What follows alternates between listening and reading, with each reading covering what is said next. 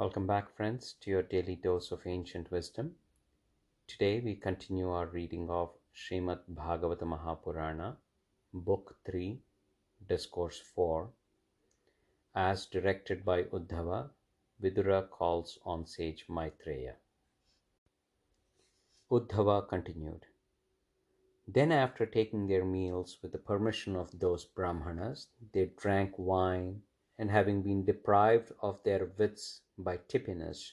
cut one another to the quick by hurling abuses. Their intellect having been perverted due to the inebriating effects of the wine, by sunset they began fighting to death amongst themselves, like bamboos rubbing against one another. Beholding the ways of his own Maya or deluding potency, the Lord sipped the water from Saraswati and sat down at the foot of a peepal tree near its bank. Before this, when the Lord, who relieves the agony of those who resort to him for protection, made up his mind to exterminate his race, he told me, even at Dwaraka, to proceed to Badarivana, the spot where the divine sages Nara and Narayana still practice their austere penance. Although, O vanquisher of foes, I was aware of his intentions, I nevertheless went after him, unable to bear the separation from his feet. Looking for my beloved Lord, I beheld him, the abode of all splendor, seated all alone on the banks of Saraswati, although as a matter of fact he is shelterless, being the shelter of all. Possessed of a brilliant swarthy form, which is all sattva or purity, free from mixture of rajas or passion, with reddish yet most gentle eyes, he could be easily distinguished by his forearms and the yellow silks on his person. Placing his lotus-like right foot on his left thigh, he was reclining against a young ashwatha or peepal tree, and was full of joy, even though he had renounced the pleasure of the senses. Meandering through the various worlds, there came by chance at that moment the enlightened sage Maitreya, a great devotee of the Lord, and a loving friend and fellow student of sage Dvaipayana or Vedavyasa.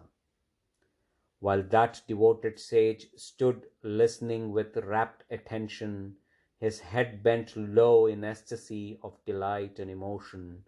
Lord Sri Krishna, the bestower of liberation, spoke to me as follows, refreshing me by his endearing smiles and affectionate glances. The Lord said, "Dwelling within you, I know the desire of your heart and proceed to confer on you that which is difficult for others to attain. In your previous incarnation, when you were a Vasu, O Uddhava, you worshipped me. In the sacrifices jointly performed by the Prajapatis, the lords of created beings, and the Vasus, with the sole object of attaining me. The present is certainly your last incarnation, O saintly Uddhava, since you have earned my grace in this life. You are indeed fortunate in having seen me on this secluded spot by virtue of your unalloyed devotion at a time when I am about to leave this mortal world and return to my eternal abode. I am going to impart to you that supreme wisdom revealing my glory, which the sages call by the name of Bhagavata, and which I taught to Brahma the unborn, who was seated on the lotus that had sprung from my navel in a former cycle called Padmakalpa at the dawn of creation. Thus politely addressed by the Lord and recipient of his constant favor, I returned in flattering accents with joined palms, the hair on my body standing erect through affection and tears flowing from my eyes. Which on earth of the four objects of human pursuit, my Lord, is difficult to attain for those who are devoted to your lotus feet? Yet, O perfect one, I crave for none of these, keen as I am to worship your lotus feet. That you should resort to action through actionless, should be born, though devoid of birth, should take to your heels for fear of enemy, and seek shelter in a fortress, even though being the destroyer of all, and should take to wife over 10,000 damsels, though delighted in your own blissful self, puzzles the mind even of the knowing, that you whose knowledge is unimpeded, uninterrupted, and ever free from doubt or error, and who are ever awake, should call me in your deliberations and consult me as an ignorant man would do, perplexes our mind as it were. O Lord, pray instruct us, my Master, in that supreme and integral wisdom which unfolds the mystery of your being, and which you taught to Brahma, in case it is fit to be received by us, so that we may easily get over the sorries of the mundane existence. When I submitted to him in these words what was uppermost in my mind, the Supreme Lord, with lotus-like eyes, revealed to me his transcendent character. Having thus learned from my worshipful Guru Sri Krishna the way of realizing God, who is the only truth, and bowing to his Lord's feet, I went round him clockwise as a mark of reverence, and came away to this place, distressed at heart due to the separation from him, delighted by his sight, but now afflicted by separation from him. O Vidura, I shall proceed to the sacred spot of Badarikashrama, his favorite retreat, where the glorious Narayana and the worshipful sage Nara are engaged in peaceful yet austere penance, extending over a long period, a whole kalpa, for the good of the world.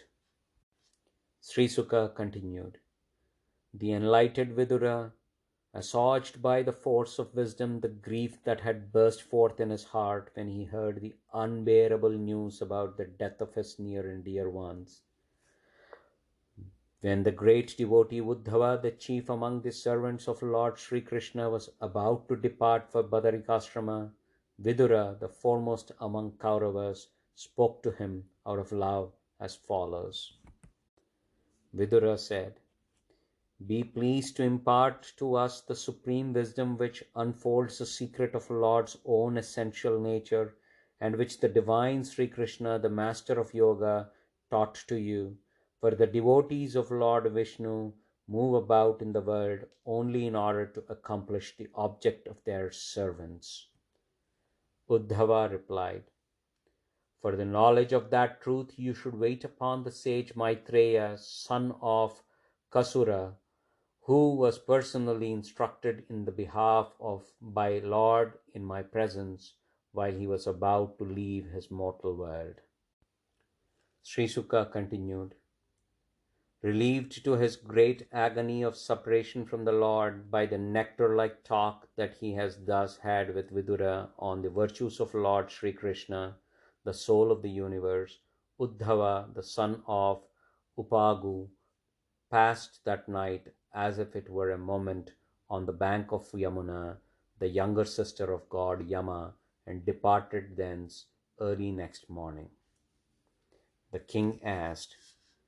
When even the topmost generals of the Kar warriors among the Vrishnis and Bhojas had met their end as a result of their imprecation pronounced by the sages,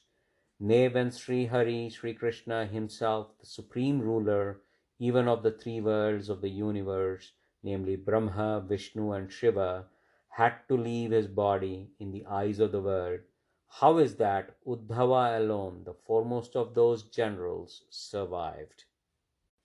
Sri Sukha replied, When Sri Krishna, whose desire never remains unfulfilled, had exterminated his own race through the instrumentality of death, who appeared in the shape of Brahmana's execration, and when he was about to cast off his body in the eyes of the world, he reflected thus, Now, when I shall have departed from the world, Uddhava alone, the foremost among those who have attained self-realization, he is really qualified to receive the knowledge concerning me. Uddhava is no wise inferior to me, in as much as he has mastered his self and is never perturbed by the objects of sense. So let him remain on earth, imparting to the world the knowledge regarding me. Instructed thus by Sri Krishna, the preceptor of the three worlds and the source of the Vedas, Uddhava betook himself to Badarikashrama and adored Sri Hari or Sri Krishna through abstract meditation. When Vidura heard from Uddhava an account of the praiseworthy doings of Sri Krishna, the Supreme Spirit who had assumed a human semblance as a mere sport, as well as on the way in which he had quitted his body, which was such as the strengthened the resolution of the resolute and was sometimes too hard to accomplish for those who have a feeble mind, and therefore as good as beasts. And when, O Parikshit, the foremost among the Kurus, he remembered that Sri Krishna had thought of him at the time of his departure, he was overwhelmed with emotion and wept on parting with the great devotee of the Lord. Leaving the bank of Kalindi or Yamuna, the enlightened Vidura, the foremost of the Bharatas, reached in a few days the banks of the heavenly river Ganga, where the sage Maitreya, the son of Mitra, was. Thus ends the fourth discourse in the book 3, consisting of a dialogue between Vidura and Uddhava of the great and glorious Bhagavata Purana, otherwise known as Paramahamsa Samhita. Thank you.